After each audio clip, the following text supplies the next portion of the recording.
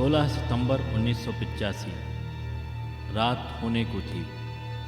सरयू नदी के किनारे गुप्तार घाट के करीब एक सुनसान जगह पर कुछ लोग एक शव का दाह संस्कार कर रहे थे। साथ आए लोगों में मौजूद किसी के मुंह से बरबस चंद शब्द निकल जाते हैं, जिसके दाह संस्कार में 13 लाख मौजूद होने चाहिए, वहां आज केवल 13 लोग ही हैं। कौन था ये शख्स? किसकी मौत हुई थी? क्यों वहां मौजूद होने चाहिए थे 13 लाख लोग? क्या वो कोई संत था, या कोई समाज सुधारक, या देश का नेता? सवाल कई थे लेकिन जवाब कोई न था। कुछ तो है मैं आज आप देखने जा रहे हैं, एक ऐसी शख्स की कहानी जिसका सच आज तक दुनिया के सामने नहीं आ सका। गुमनामी के अंधेरे में रहने वाले उसी शख्स पर आधारित है हमारा आज का एपिसोड, गुमनाम था कोई।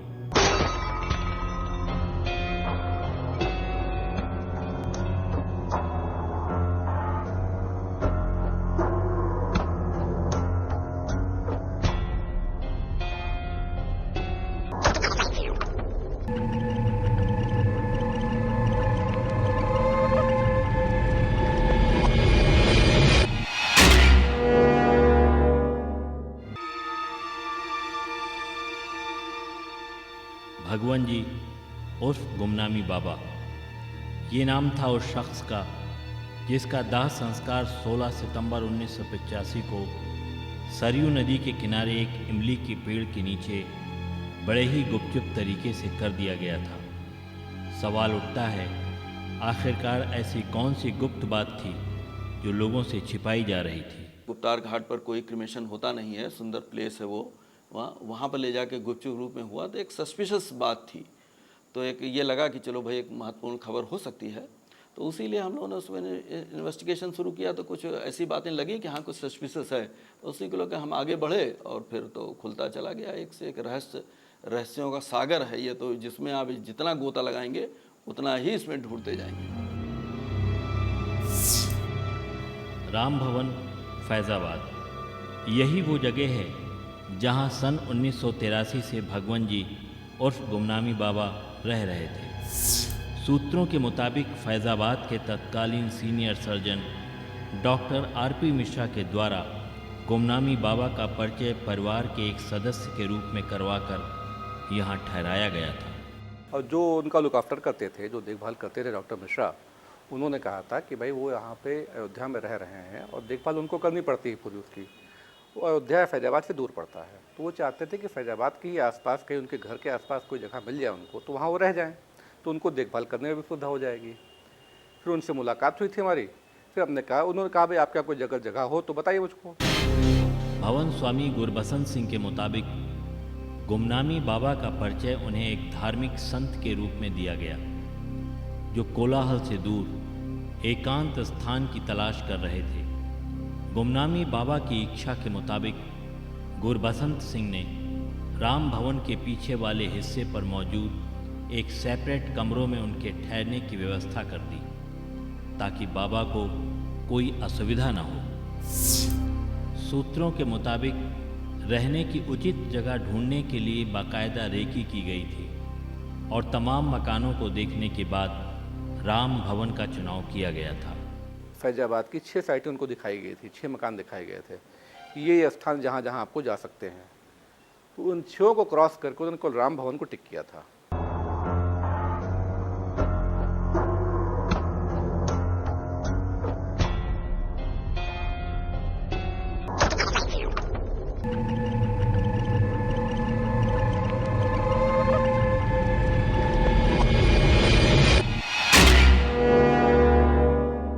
चौंकाने वाली बात यह है कि गुमनामी बाबा के इस पूरे प्रकरण में शुरू से ही एक तरह की सीक्रेसी बनाकर रखी जा रही थी, ताकि उनकी असली पहचान छिपाई जा सके। सवाल यह उठता है कि गुमनामी बाबा क्या छिपाना चाह रहे थे? क्या उन्हें किसी से खतरा था? बात चाहे जो भी हो, लेकिन गौर से देखने पर राम भवन के इस हिस्से को चुनने का मकसद साफ नजर आता है, क्योंकि पीछे की तरफ मौजूद है एक छोटा सा गलियारा और जिसका रास्ता घनी झाड़ियों से होकर फैज़ाबाद कैंटोनमेंट के किसी हिस्से की तरफ जाता है। एक रास्ता है हमारे घर से जो पीछे कैंटोनमेंट ग्राउंड में खुलता है, जो मुझको बाद में मालूम पड़ा कि वहाँ पर तमाम लोग ऐसे थे जो उनसे कैंटोनमेंट ग्राउंड के रास्ते मिलने आते थे।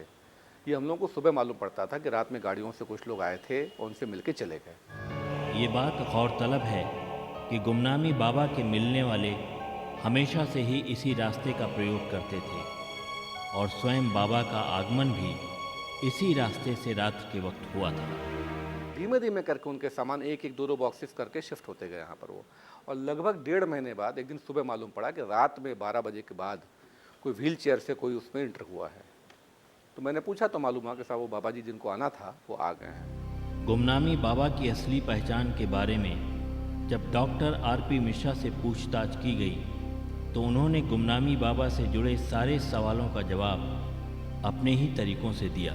मैंने उनमें पाया कि वो बहुत पहुँचे हुए सन्यासी, बहुत पहुँचे हुए सन्यासी जिनको एवरेज नहीं समझना चाहते, और अयोध्या में भी प्रसादी भगत ज़्यादा जमा होने लगे, इसलिए मैं उनको उनकी इच्छा के मुताबिक वहाँ से राम भवन ले आया।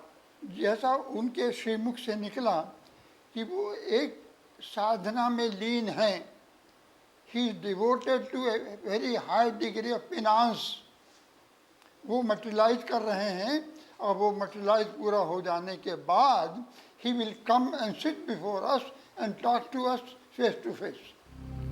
डॉक्टर आरपी मिश्रा के बयान से ये साफ हो जाता है कि वे आज भी गुमनामी बाबा से संबंधित तथ्यों को छुपा रहे हैं। क्या कारण हो सकता है, उसका जवाब स्वयं डॉक्टर मिश्रा ही दे सकते हैं। सूत्रों की माने तो सिर्फ फैज़ाबाद ही नहीं बल्कि बस्ती, लखनऊ, नीमसार और अयोध्या के प्रवास के दौरान इतनी ही सीक्रेसी मेंटेन की गई थी। पहले ये लखनऊ में जहाँ तक पता चलता है रहे, फिर 61 के आसपास ये नीमसार में रहे, वहाँ से बस्ती काफ़ी दिन चले आए, राजा बस्ती के उसमें 6-7 साल रहे। वहाँ से आने के बाद अयोध्या में ये लखनऊआ मंदिर में रहे, एक सरदार जी हैं उनके उसमें घर में रहे, किराएदार रहे। वहाँ से हटने के बाद फिर ये फैज़ाबाद के सर्किट हाउस के सामने राम भवन में आकर रहे। अंतिम समय तक ये वहीं पर थे।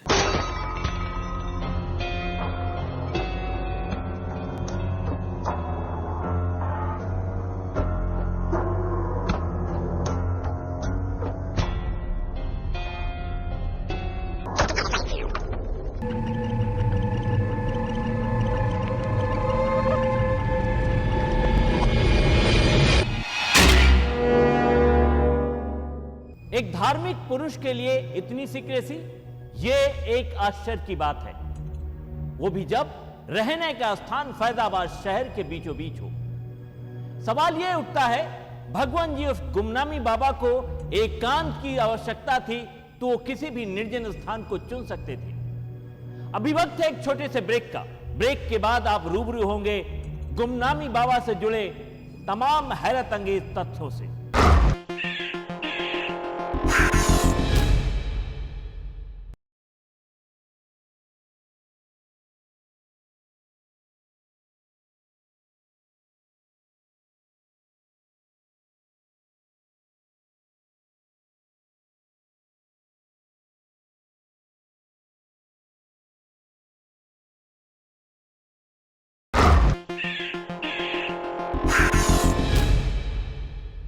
कुछ तो है में आज आप देख रहे हैं गुमनाम था कोई।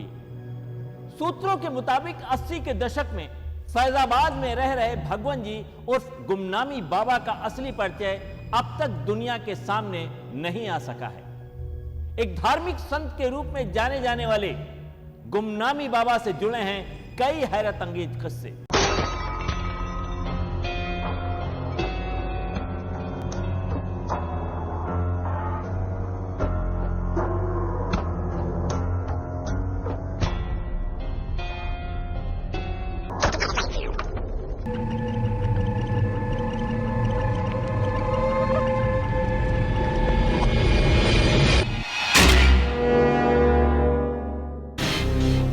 सूत्रों की माने तो गुमनामी बाबा के इर्द गिर्द 3 शख्स ऐसे थे जो उनके असली परिचय को छुपाए हुए थे। इनका नाम था डॉक्टर आरपी मिश्र, डॉक्टर टीसी बनर्जी और सरस्वती देवी। डॉक्टर टीसी बनर्जी फैज़ाबाद के मशहूर होम्योपैथिक डॉक्टर थे और एक गंभीर स्वभाव के इंसान के रूप में जाने जाते थे। लोगों के मुताबिक गुमनामी बाबा एक बंगाली व्यक्ति थे जो उनके बोलचाल से स्पष्ट था। डॉक्टर टीसी बनर्जी और उनकी पत्नी का बंगाली होने के नाते गुमनामी बाबा से घनिष्ठता थी और इन्हीं दोनों ने उन्हें करीब से देखा था। लेकिन आज डॉक्टर टीसी बनर्जी और उनकी पत्नी का देहांत हो जाने की वजह से कई बातें गुप्त रह जाती हैं। कहा जाता है कि डॉक्टर आरपी मिश्र और डॉक्टर टीसी बनर्जी ने गुमनामी बाबा के स्वास्थ्य का जिम्मा लिया हुआ था और इन्हें उनके बारे में कई राज मालूम थे। जब जानते थे कि वो एक साधना पूर्ण सन्यासी हैं तो हमने उनको पूर्ण रूप से सन्यासी रूप में लिया और पाया। अब जितने आडंबर होते थे हम आडंबर से बहुत दूर रहते थे और वो भी नहीं चाहते थे आडंबर ही न वो चाहते थे उनकी साधना पूरी हो जाए उसके बाद देखा जाए। भगवान जी और गुमनामी बाबा की बेहद करीबी मानी जाती थी सरस्वती देवी। एक लंबे समय तक बतौर सेविका रहीं सरस्वती देवी गुमनामी बाबा के साथ कई स्थानों पर रहीं और कहा जाता है आखिरी वक्त भी वे उनके साथ थीं। गुमनामी बाबा की राजदार रहीं सरस्वती देवी से आज पूछताछ करना नामुमकिन ही है क्योंकि इनका भी देहांत हो चुका है। वो एक अनपढ़ महिला थी, उनका नाम था सरस्वती देवी और 40 साल तक वो इनकी सेवा में रही। और वो भी एक आम महिला नहीं थी बल्कि नेपाल राजघराने के जो राजगुरु थे उनकी वो पुत्री थी वो, और शुरू से ही वो इनकी सेवा में आ गई थी वो, और पूरा जीवन उन्होंने इनके साथ बिता दिया अपना। आखिर तक उनसे लोग पूछते थे भाई कि आप जिनके साथ रह रही वो कौन थे, तो उन्होंने ही जवाब दिया कि भाई मैं तो निपड़ गंवार हूँ, आप लोग पढ़े लिखे हो, आप लोग बताओ कौन थे वो। सूत्रों के मुताबिक वह हमेशा पर्दे के पीछे से ही बात करते थे और उनकी आवाज़ बेहद गंभीर और बुलंद थी। पूरी तरह से लगता था कि बंगाली आदमी है वो हिंदी बोल रहा है, ये पूरी तरह से लगता था। और उनकी आवाज़ में इतनी हमिंग हुआ करती थी, मतलब अगर हम लोग कभी बैठे बाहर और दीवार पे सर टिका लेते थे गधे से बैठे हुए और कुछ बोलते, कभी कभी इतनी गूंज हुआ करती थी उनकी आवाज़ में कि लगता था पूरी दीवार जैसे झंझना रही है।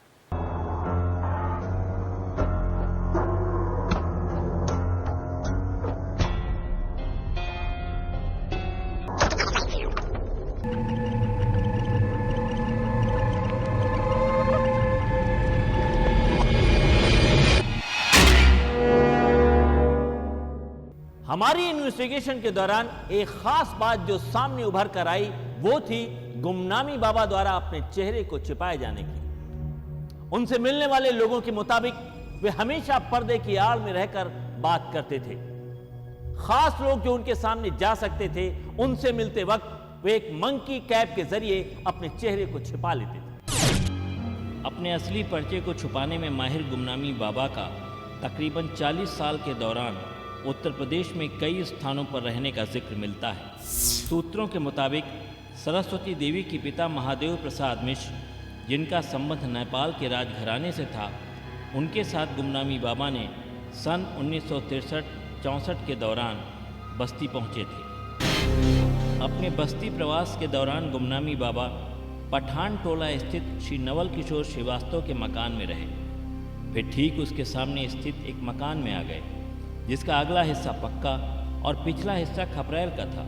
समयांतराल में इस मकान में कुछ इस तरह के परिवर्तन किए गए जिसमें बाबा की गोपनीयता भंग न हो। बस्ती प्रवास के दौरान गुमनामी बाबा के पास अक्सर बाहर से लोग आया करते थे जिसमें बंगालियों की संख्या अधिक होती थी। तत्कालीन जिलाधिकारी R.K. भार्गव ने एक बार बाबा की जांच करना चाहा, लेकिन बाद में न जाने किन कारणों से वे मौन साध गए। गुमनामी बाबा हर साल 23 जनवरी को सुभाष जयंती मनाते थे और उनके द्वारा पड़ोस की महिलाओं को 2-2 रुपए के नए नोट और बंगाली मिठाई दी जाती थी। 4-5 लोग स्पेशली कलकत्ता से आते थे, उनका जन्मदिन मनाया जाता था, बंगाल से वो मिठाइयाँ लाते थे, कपड़ा लाते थे, सब लाते थे, इनकी वो करते थे। अंदर क्या होता था ये कोई जानता नहीं। मोहल्ले के तत्कालीन पोस्टमैन के मुताबिक बाबा के पास रोज भारत के कोने कोने से डाक व पार्सल आते थे। ज़्यादातर बंगाल से डाक आती थी। विशेषकर 23 जनवरी की जन्मदिन की बधाई के टेलीग्राम अधिक संख्या में आते थे। उसमें लोग इस तरह का लेटर लिखकर भेजते थे, शुभ जन्मदिन पर मैं प्रणाम करता हूँ, मैं निरंतर इसी प्रतीक्षा में हूँ कि कब आप सशरीर सबके सामने प्रकट होंगे। इसी दीर्घ प्रतीक्षा में मैं कभी व्याकुल कभी चंचल हो उठता हूँ। 21/1/81 का यह पत्र है।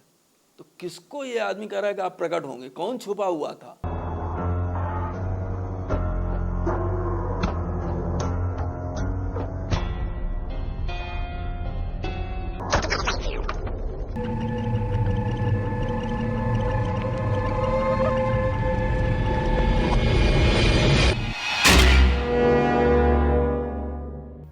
दिसंबर 1985 को अमृत प्रभात में छपे एक लेख के मुताबिक गुमनामी बाबा के मुतालिक यह लिखा गया कि वो एक मामूली इंसान नहीं, इस देश की महान हस्ती थी।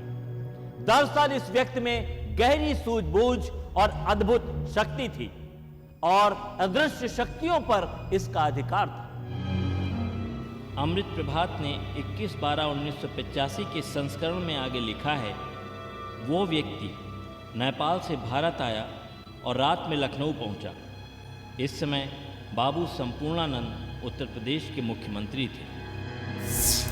सूत्रों की माने तो गुमनामी बाबा ने लखनऊ पहुंचने के बाद आलमबाग क्षेत्र में श्रृंगार नगर के एक मकान में कुछ साल बिताए और फिर गोमती नदी के किनारे पर बने एक प्राचीन शिव मंदिर को अपना ठिकाना बना लिया।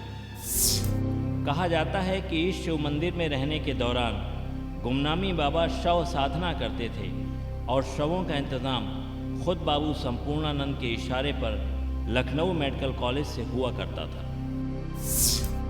अत्यंत गुप्त तरीकों से अपनी असली पहचान बचाते हुए गुमनामी बाबा 1956 के दौरान सीतापुर के नज़दीक नीमसार पहुँचे और तकरीबन 6 साल तक वहाँ रहे। यहाँ पर भी कहा जाता है कि उनके प्रवास के दौरान बाहर से लोगों का आना जाना लगा रहा। गुमनामी बाबा के नज़दीकी रहे लोगों के मुताबिक बाबा के पास आध्यात्मिक ताकतों का भंडार था और वे एक ही वक्त कई जगह विचरण कर सकते थे। लोगों के मुताबिक कई बार इनका दर्शन लोगों ने रात के वक्त अपने नज़दीक किया था, जिसकी पुष्टि खुद बाबा ने अगली सुबह अपने मुंह से की थी।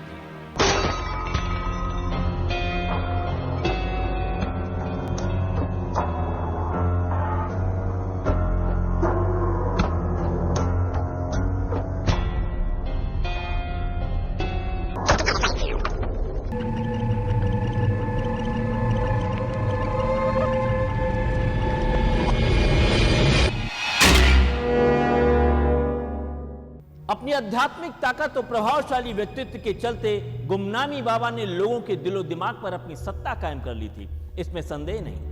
शायद इसी वजह से तकरीबन 40 साल तक लोगों से अपनी पहचान छिपाने में वे कामयाब रहे। 16 सितंबर 1985 को उनकी मौत के बाद जब असलीपन की झलक लोगों को मिलने लगी तो कोहराम मच गया। अभी वक्त है एक छोटे से ब्रेक का।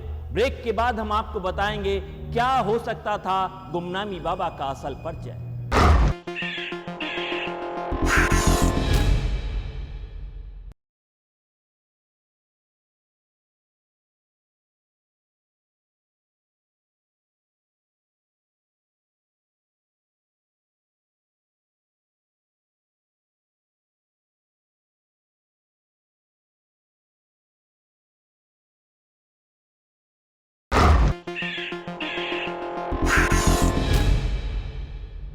कुछ तो है में आप देख रहे हैं गुमनाम था कोई।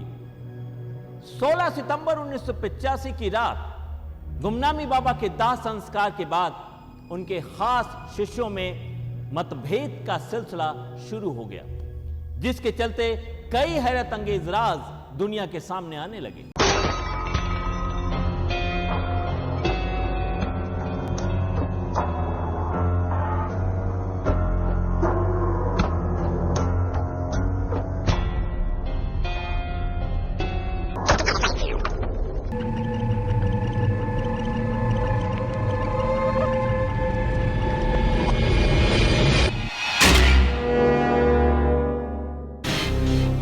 गुमनामी बाबा का दाह संस्कार होते ही अगले ही दिन से फैज़ाबाद में अटकलों का बाजार धीरे धीरे गर्म होने लगा। लोगों में सुगबुगाहट थी कि गुपचुप ढंग से जिस व्यक्ति का दाह संस्कार किया गया वो कोई और न होकर स्वयं नेताजी सुभाष चंद्र बोस ही थे। ये बात हैरान करने वाली ही थी, क्योंकि सन 1985 के दौरान देश के लोग ये मान रहे थे कि 18 अगस्त 1945 के दिन ताई होको हवाई अड्डे पर एक विमान हादसे में नेताजी की मौत हो चुकी है। उस वक्त फैज़ाबाद से प्रकाशित होने वाले हिंदी दैनिक नए लोग में छप रहे गुमनामी बाबा के मुतालिक लोगों के बयान और संपादक अशोक टंडन द्वारा लिखे जा रही इन्वेस्टिगेटिव रिपोर्ट्स ने मामले को और भी तूल दे दिया और समूचा घटनाक्रम एक नया मोड़ लेने लगा। प्रथम बार खोला गया पुलिस की मौजूदगी में, मजिस्ट्रेट की मौजूदगी में, तो उसमें एक तो ये जरूर लगा कि किसी बहुत ही इंटेलेक्चुअल पढ़ा हुआ व्यक्ति, पुराना कोई व्यक्ति है जिसके पास हजारों किताबों का भंडार, हजारों सामानों का, बीसियों बक्सों में बंद सामान से लगा कि कोई बहुत ही महत्वपूर्ण पढ़ा लिखा व्यक्ति है, वो सिर्फ एक साधु नहीं है जैसा कि प्रचारित कर रहे थे लोग, वैसा नहीं लगा। चूंकि गुमनामी बाबा का मुद्दा सुभाष चंद्र बोस से जुड़ा था, लिहाजा लखनऊ से छप रहे अखबारों का ध्यान इस ओर गया और ये मुद्दा फैज़ाबाद जिला प्रशासन के लिए मुश्किल पैदा करने लगा। गुमनामी बाबा की असलियत की छानबीन करने पहुंची फैज़ाबाद पुलिस के होश उस समय फाख्ता हुए जब गुमनामी बाबा के सामानों ने नेताजी सुभाष चंद्र बोस के होने की पुष्टि शुरू कर दी। उसमें जो भी सामान मिले तो ज़्यादातर एक तो बंगला पत्र थे उसके अंदर, और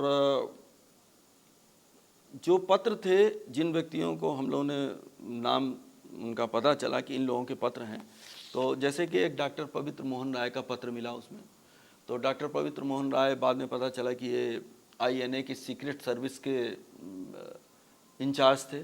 अब जैसे वो घड़ी थी, जो ओमेगा की घड़ी इस्तेमाल करते थे, वो घड़ी मिली यहाँ पर, गोल फ्रेम का चश्मा था, पुराने ज़माने के जो टाइपराइटर हुआ करते थे वो उनके पास मिले, वो इस तरह अपने व्यक्तिगत इस्तेमाल की जितनी चीज़ें थीं वो सब उनके पास मिली। गुमनामी बाबा के सामानों की इन्वेंट्री लिस्ट बना रही पुलिस पार्टी और दूसरे लोगों की हैरानी का सबब बढ़ता जा रहा था, यहाँ तक कि जब खुद नेताजी की भतीजी ललिता बोस ने उन सामानों को देखा तो उनके होश उड़ गए। उनकी सगी भतीजी ललिता बोस वो यहाँ पर आई थी। उन्होंने सामानों को देख के जब यहाँ रोना शुरू किया तब उन्होंने बताया, तमाम चिट्ठियाँ उनकी माँ की लिखी हुई, उनके पिताजी की लिखी हुई, तमाम बचपन के फ़ोटोग्राफ उनके उन्होंने हम लोगों को दिखाए। बोले हम लोग जिसको नहीं समझ पा रहे थे किसके फ़ोटोग्राफ हैं, उन्होंने बताया कि हमारे काका की फ़ोटो है, ये हमारे चाचा की फ़ोटो है, ये हमारी फ़ोटो है।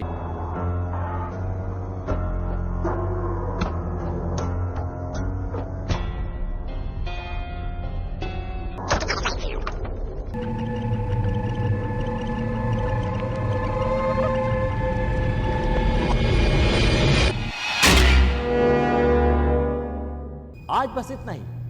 अगले हफ्ते आपको रूबरू कराएंगे हमारी इन्वेस्टिगेशन के दौरान मिले गुमनामी बाबा से संबंधित उन तथ्यों से जो होश उड़ा देने वाले हैं। कुछ तो है ETV उत्तर प्रदेश उत्तराखंड 12A/1 माल एवेन्यू लखनऊ 226001।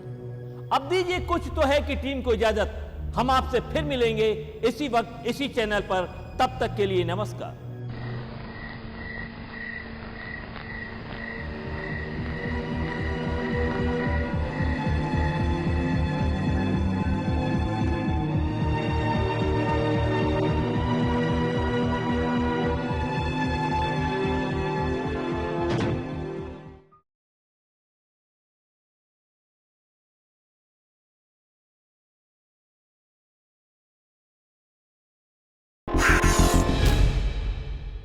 सोलह सितंबर 1985 रात होने को थी।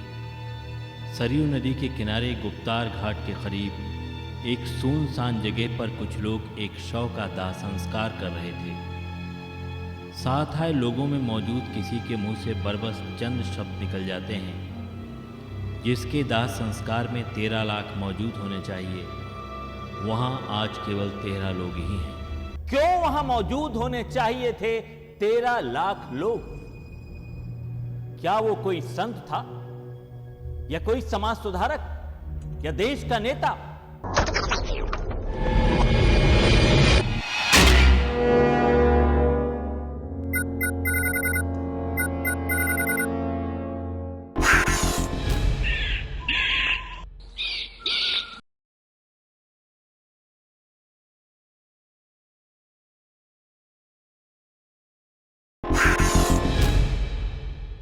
सोलह सितंबर 1985 रात होने को थी।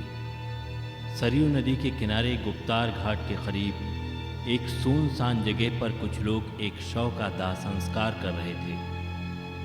साथ आए लोगों में मौजूद किसी के मुंह से बरबस चंद शब्द निकल जाते हैं, जिसके दाह संस्कार में 13 लाख मौजूद होने चाहिए, वहां आज केवल 13 लोग ही हैं। क्यों वहां मौजूद होने चाहिए थे 13 लाख लोग?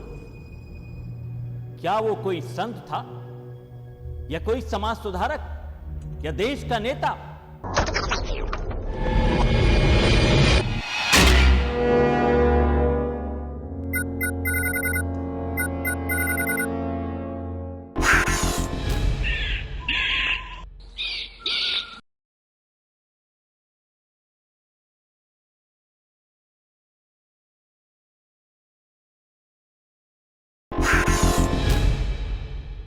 सोलह सितंबर 1985 रात होने को थी। सरयू नदी के किनारे गुप्तार घाट के करीब एक सुनसान जगह पर कुछ लोग एक शव का दाह संस्कार कर रहे थे। साथ आए लोगों में मौजूद किसी के मुंह से बरबस चंद शब्द निकल जाते हैं, जिसके दाह संस्कार में 13 लाख मौजूद होने चाहिए, वहां आज केवल 13 लोग ही हैं। क्यों वहां मौजूद होने चाहिए थे 13 लाख लोग? क्या वो कोई संत था, या कोई समाज सुधारक, या देश का नेता?